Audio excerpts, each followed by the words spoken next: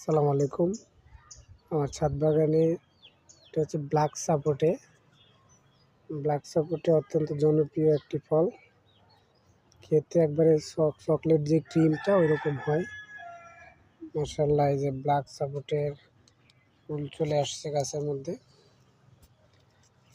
এই যে ছোট ছোট ফুল, এটা হচ্ছে ব্ল্যাক জাম্বু সাপোর্টে।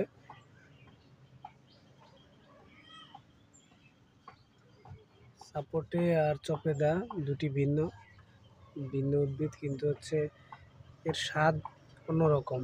অন্যান্য ফলের তুলনায় পুরো আলাদা, ভিতরে পুরো চকলেট ফ্লেভারের হয়।